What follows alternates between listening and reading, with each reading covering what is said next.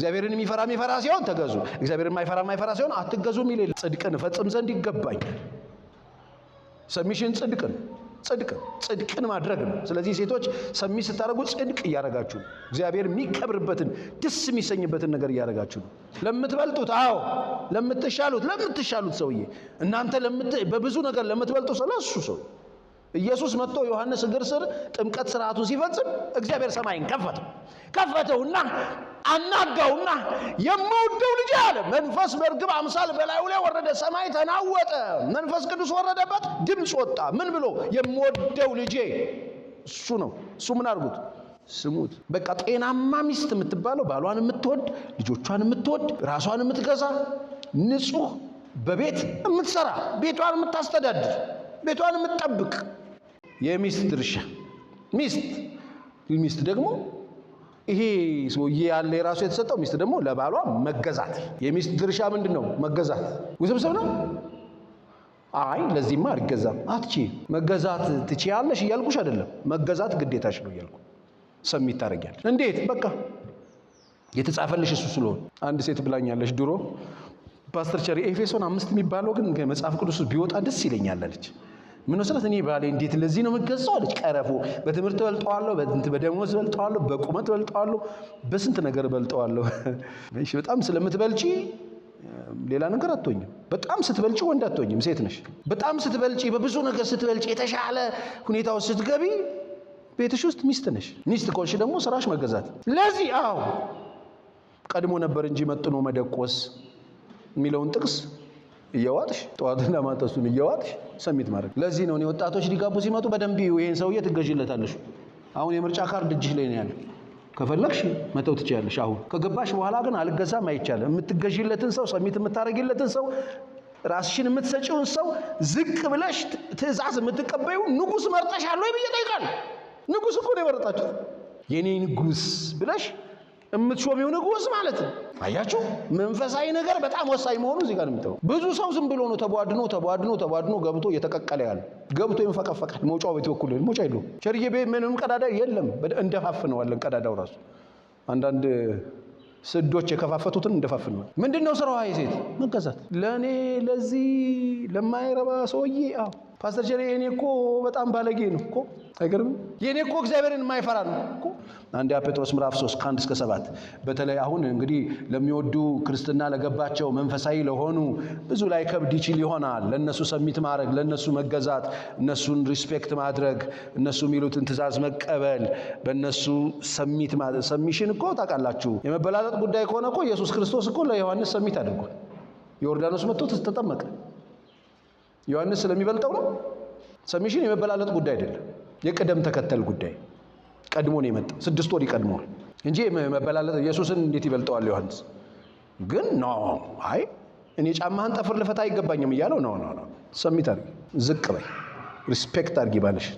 ስሚው። ባልን ማዋረድ፣ ባልን ማንቋሸሽ፣ ባልን ማጣጣል፣ ባልን መናቅ፣ ጌታ ኢየሱስን መናቅ ማለት ነው። ሊትራሊ መጽሐፍ ቅዱስ እንደዚህ ነው የሚያወራው። የትኛው ባል? የኔ ባል? ያንቺ ባል? የቱ? ይሄ ክፍታፉ? እሱ ባል። ገብቶኛል ካልሽኝ ክርስትና መጽሐፍ ቅዱስ የሚጠብቀው ካንቺ ኃላፊነትሽ መገዛት፣ ሰሚት ማድረግ፣ ዝቅ ማለት። ጉለት እንኳን ይሁን እበልጠዋለሁ ብለጭው ምን ነው ዝቅ። ዮሐንስ እግር ስር ኢየሱስ ወደቀ፣ ጠመቀ። ስሙት አለ እግዚአብሔር። ኢየሱስ እኮ የተሰማው ጋር ስላወጣ አይደለም። ኢየሱስ በጣም ስለሚያወራ አይደለም የተሰማው፣ አባቱ ስሙት ስላለ። ሰማይ ከፈተና ስሙት፣ የምወደው እሱ ነው አለ። ይኸውላችሁ ብዙ ሚስቶች ልጆቻችሁ እንዲሰሟችሁ ከፈለጋችሁ፣ ሌላ ጎረቤት ምናምን መሰማት ከፈለጋችሁ፣ መከበር ከፈለጋችሁ ሰሚት አድርጉ። ሰሚሽን ሰማይ ያስከፍታል። ሰሚሽን እንድትሰሙ ያደርጋችኋል። ልጆቻችሁ የማያከብሯችሁ ሚስቶች፣ ልጆቻችሁ የሚንቋችሁ የምትሉትን የማይሰሟችሁ ሚስቶች፣ እናንተ ሰዎች የእናንተ መደመጥ ያለው ለባሎቻችሁ መገዛት ጋር ነው። ለባሎቻችሁ ሰሚት ስታደርጉ ልጆቻችሁ ይሰሟችሁ። የልጆቻችሁ ጆሮን እግዚአብሔር ይከፍተዋል። ስሟት ልጄን ይላል። የዛን ጊዜ የምታወሩት ነገር አቅም ያገኛል። የምታወሩት ነገር ሰው ልብ ውስጥ ይገባል፣ ይደርሳል። ሰራተኞቻችሁ እንዲሰሟችሁ፣ ቤት የሚያገለግሏችሁ እንዲሰሟችሁ ከፈለጋችሁ ባሎቻችሁ ናቸው። ቤት ያሉ ሰራተኞቻችሁ አይሰሟችሁ፣ ልጆቻችሁ አይሰሟችሁ፣ ሌላ ሰው አይሰማችሁ፣ ወያላ ማንም አይሰማችሁ። የሚስት ድርሻ ምንድነው? ቸር መገዛት። አንደኛ ጴጥሮስ 3 ከ1 ቁጥር እንዲሁም እናንተ ሚስቶች ወይ እስቲ ሚስቶች ከባሎቻችሁ አንዳንዱ ለትምህርት የማይታዘዙ ቢኖሩ ምን ማለት ነው? አሁን ቸሬ ለሚያወራው ነገር ምንም ቦታና ጆሮ የሌላቸው ቢሆኑ በፍርሃት ያለውን ንጹህ ኑሯችሁን እየተመለከቱ ያለ ትምህርት በሚስቶቻቸው ኑሮ እንዲገኙ ምን አድርጉላቸው? ተገዙ። ስርዓት የሌለው ባል ያላት ከሆነች ስርዓት ለሌለው ባሏ ሌላ ስርዓት የሌላት ትልቅ ክርስቲያን ነኝ የምትል ባለጌ ሚስት ትሁን አይልም። ንጹህ ኑሯችሁን እንዲያዩ ያለ ትምህርት አንደኛ፣ ሁለተኛ፣ ሶስተኛ ሳይባሉ በእናንተ ሰሚሽንና አክብሮት ብቻ፣ በእናንተ ፍቅር ብቻ፣ በእናንተ መታዘዝ ብቻ፣ በእናንተ እሽታ ብቻ፣ በእናንተ ጨዋነት ብቻ በእናንተ ኑሮ እንዲገኙ ተገዙላቸው ነው የሚለው። ስለዚህ የሚስት ድርሻ ለባል ምን ማድረግ ነው? መገዛት። ለእናንተም ጠጉርን በመሸረብ ወርቅን በማንጠልጠል ወይም ልብስን በመጎናጸፍ በውጪ የሆነ ሽልማት አይሆንላችሁ። ውበትን ለመጠበቅ ብዙ ነገር ኢንቨስትመንት ውስጥ አትግቡ። ላላ በሉ ነው የሚለው። ስለ ክርስቲያን ሚስቶች ነው ማወራው፣ ስለ ገበያ ሴቶች አላልኩ። የገበያ ሴቶች ራሳቸው ላይ ኢንቨስትመንት ካላካሄዱ የሚሰማቸውም የሚያያቸውም ዋጋም የላቸው። ክርስቲያኖች ነው የሚለው መጽሐፍ ቅዱስ። ከእናንተ ጠጉር በመሸረብ ውድ ነገር በመታጠቅ ወርቅ በማድረግ ሌላ እንደው በማድረግ እንደው አላት ለመባል እናንተ እንደዚህ አትንደርደሩ። እናንተ እንደሱ አታድርጉ። በውጪ የሆነ ሽልማት አይሆንላችሁ። ምን ይሆንላችሁ? ነገር ግን በእግዚአብሔር ፊት ዋጋው እጅግ የከበረ የዋህና ዝግተኛ መንፈስ ያለው የማይጠፋውን ልብስ ለብሶ የተሰወረ የልብ ሰው ይሆንላችሁ። ለእግዚአብሔር የተሸነፈ የልብ ሰው፣ ውስጣችሁ እውነተኛ ሀምብል ሆናችሁ በእግዚአብሔር ፊት የሚታይ ውስጠት ያላችሁ ጤናማ ሰዎች ሁኑ። ከእናንተ የሚጠበቀው በውጭ ያለ ሽልማት እንዲህ ለብሳለች እኮ፣ እንዲህ አጊጣለች እኮ፣ እንዲህ አድርጋለች እኮ፣ የገዛሽውን ወርቅ አላየችውም? በጣም ውድ እኮ ነው የለበሰችው። ያደረገችው ሂውማን ኢነር አላያችሁትም? በጣም ብዙ እኮ ነው የተከፈለ። እንደሱ ውስጥ አትግቡ። እናንተን ይሄ አይመጠናችሁም። እዛ ግርግር ውስጥ አትግቡ። በሱ አይሆንላችሁ። እናንተ የልብ ሰዎች ሁኑ። እንግዲህ ቀድሞ ዘመን በእግዚአብሔር ተስፋ ያደረጉት ቅዱሳን ሴቶች ደግሞ ለባሎቻቸው ሲገዙ ተሸልመው ነበርና። ምንድን የተሸለሙት? እንዲሁ ሳራ ለአብርሃም ጌታ ብላ እየጠራችሁ ይላል። እስቲ ሚስቶች ዞር በሉና ጌታ ይበሉት። አጠገባቸው ያለው አፈር አይገርም? አንዳንድ በስመ አብ ወልድ በኢየሱስ ክብር ለሚገባው ክብር ስጪ። እስቲ ድገሙና አንዴ ለጌታ ክብር ድገሙት። የኔ ጌታ በሉት። ሙቀት ለቀቅሽበት ባንዴ። ጌታ ብላ እየጠራችሁ ታዘዘች። እናንተም ከሚያስደነግጥ ነገር እንዳች እንኳን ሳትፈሩ መልካም ብታደርጉ ምኖቿ ናችሁ? ልጆቿ ናችሁ። ስለዚህ ምንድነው የሴቶች የሚስቶች ድርሻ በቤታቸው እስከተባለ መገዛት ነው። ስለዚህ አንድ ሴት ለምሳሌ ለማግባት ስታስብ የምታገባው ሰውዬን የምትገዛለት እንደ ጌታ ሪስፔክት የምታደርገው የምታከብረው ሰው መሆኑን እርግጠኛ መሆን አለባት። የምታዋርደው ጌታ የለም። ይሄንን ነው መጽሐፍ ቅዱስ የሚናገረው። ስለዚህ ለባሏ መገዛት የሚወድ ባል አለ እዛ ጋር፣ እሷ ደግሞ ለባሏ መገዛት። ስለዚህ ባሎች መገዛት ጤናማነት ነው። ቲቶ 2:4-5 ቁጥር ቆነጃጅት የእግዚአብሔር ቃል እንዳይሰደብ ባሎቻቸውን የሚወዱ ልጆቻቸውን የሚወዱ ራሳቸውን የሚገዙ ንጹሖች በቤት የሚሰሩ ለባሎቻቸው የሚታዘዙ እንዲሆኑ ይምከሯቸው።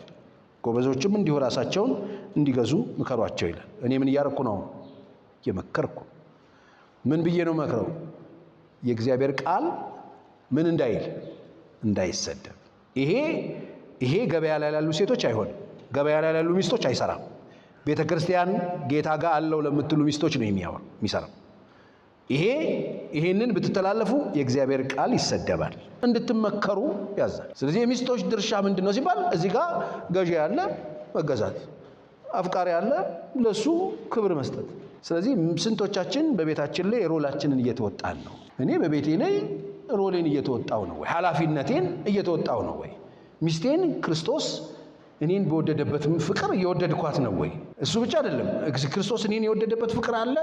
እንደገና ደግሞ እኔ ደግሞ ሚስቴን የምወድባት የራሴ ፍቅር አለኝ። እሱን መስጠት ነው የሚገባው። ክርስቶስ የሰጠንን ለመስጠት እኔ ያለኝ የምለውን ደግሞ ለመስጠት ነው ትዳሬ ውስጥ የምገባው። ስለዚህ ይሄንን ስንቶች አድርጋችኋል? ይሄ መሰረታዊ የሆነ እውነት ነው። ስለዚህ የባል ድርሻ ይሄ ነው፣ የሚስት ድርሻ ይሄ።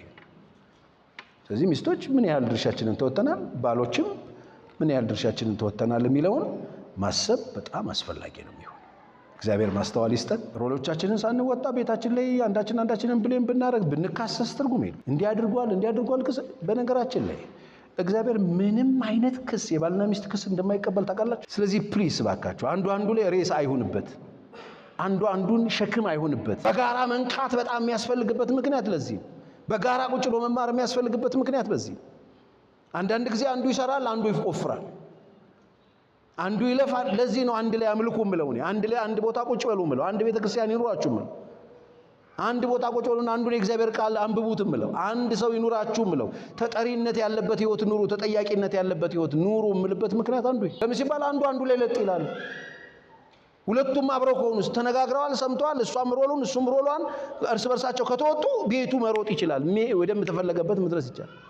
አንዱ ግድ የለሽ ሲሆን ኃላፊነቱን የማይወጣ ሲሆን እንዴት ከባድ እንደሚሆን ህይወት፣ እንዴት ታፍ እንደሚሆን ህይወት፣ እንዴት እንደሚከብድ ህይወት እንዲህ ብዬ አልነግራችሁ። እግዚአብሔር ይርዳል። እባካችሁ ግድ የላችሁም። እግዚአብሔር በሰጣችሁ ጊዜና ዘመን እድል ተጠቀሙና ቤቱን ይዛችሁ ትሩጥ። ወደፊት ይሂድ። መካሰስ አይጠቅመንም። ለና አዳምም አልጠቀማቸው። የመጀመሪያው ቤት በሽታና ህመም ይሄ ነበር፣ ክስ። ሁለቱን አንድ አድርጎ እግዚአብሔር አንድ ናቸው ብሎ አስቀምጦ ብቻዋን ዲስከስ አድርጋ ሌላ ወገን አስገብታ ከሰይጣን ጋር አውርታ በልታ ቤቱ ሲታመም እሱም በልቶ ቤቱ ታሞ ሲመጣ እግዚአብሔር ጋር ክስ ነው ይዞ የቀረበው። እኔ አይደለሁም አንተ ነህ ረዳት ብለህ ሰጠኸኝ፣ እሷ ናት እንደዚህ ያደረገችኝ ብሎ እግዚአብሔር ጋር አቅርበዋል። በቂ ነው አይደለም? ይሄ ምክንያት እውነት ነው አይደለም? እውነት ነው። እሷ ነች ያበላቸው። አይዞ አፈር ቢ አንቺ ና አንተ ብሎ እግዚአብሔር እሱን አቅፎ እሷን አባሯል። የሚገርመው ቀድማ ቁጭ ብላ ዲስከስ አድርጋ የበላችሁ ሔዋን ሆና ሳለ የተጠራው አዳም ነው። አዳም ወዴት ነህ አለው እግዚአብሔር መጥቶ። የት ነህ? ሔዋን የት ነሽ አላለም እግዚአብሔር። የቤቱን አባወራን የጠራው እግዚአብሔር። የት ነህ አለው።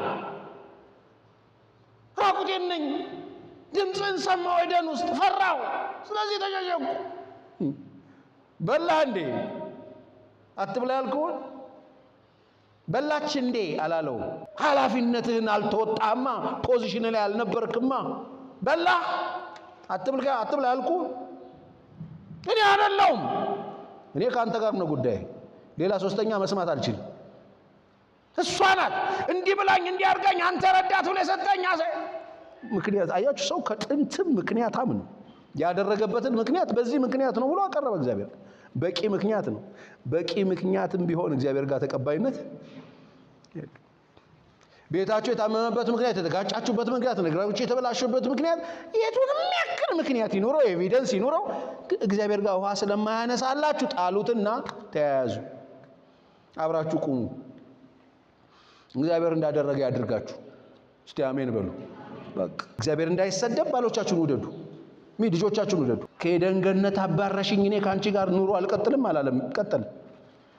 አያችሁ፣ ምክንያት ቤት አያፈርስም ማለት ነው። ለምን? ስንት ናቸው? አንድ ናቸው። ስለዚህ ምክንያቶች፣ ቤታችሁ የታመመባቸው ምክንያቶች ካሉ የሮል ጉዳይ ነው። ሮላችሁ በትክክል አልተወጣችሁ። ሚስት ለምን በላች ካልከኝ ባልየው ቦታው ላይ ስላልነበረ ነው። እኔ ሁሉ ጊዜ ይገርመኛል። ሔዋን ያው ሁሉ ስታወራ የት ነበር እሱ? የት ነበርክ? እሷ እስክትገምጥ የት ነበርክ? ይሄ ሁሉ እስኪያወራት አሳምኗት መክሯት ካውንስል አድርጎ ሰይጣን እስኪያስገምጣት የት ነበርክ? ሮሉ ላይ የለም። ቤት ጠብቅ የተባለው እሱ እንዲንከባከብ የተሰጠው እንደራሱ አንድ ናቸው ተብሎ የተቀመጠው እሱ። የት ነበር አዳም? ሁሌ ይገርመኛል። የት ነበር ግን አዳም? የት ነበር? ጓደኞች ምናምን ነበሩ እንደዛ ነው። ቤተሰብ ጋር ሄዶ ነው? የት ሄዶ ነው? በቃ ሮሉን አልተወጣ፣ በፖዚሽኑ ላይ አልነበረ። ስለዚህ እሱ ስላልነበረ ብዙ ጊዜ ሴቶች ባሎቻቸው ፖዚሽናቸውን በስንፍናም በድካምም በተለያየ መንገድ ሲለቁ ያን ፖዚሽን ይዘው ይወስናሉ። ይሄ ውሳኔ ቤቱን ገደለው፣ በእግዚአብሔር ፊት ትልቅ ቀውስ አመጣ። ስለዚህ ሮሎቻችሁን ተወጡ። አሁን አንዱን ብሌም ማድረግ ያቁምና እግዚአብሔር ሆይ እርዳን፣ ከዚህ በኋላ የራሴን ኃላፊነት እወጣለሁ። ሚስቴ ተቀበለች አልተቀበለች እወዳታለሁ።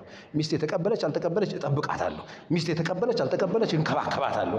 ሚስቴ ተቀበለች አልተቀበለች የኔን ኃላፊነት እወጣለሁ፣ ቦታዬ እሆናለሁ፣ እመግባታለሁ በልና እንዲሳይዳ። ባሌ ሰማ አልሰማ፣ ተቀበለ አልተቀበለ እኔ ሰሚት አደርጋለሁ፣ እታዘዝለታለሁ፣ ሚለውን ሰማለሁ፣ ጸልይለታለሁ፣ እረዳዋለሁ። ፎርሾ እንኳን ከሆነ ካለበት ውድቀት እንዲነሳ በእግዚአብሔር ፊት ጸልያለሁ። በእኔ ንጽህና ኑሮ እግዚአብሔር ያገኘዋል አንድ ቀን በይና ጸልይ። የእግዚአብሔር መንፈስ ታምራት ያደርጋል። ክብር ለኢየሱስ ይሁን።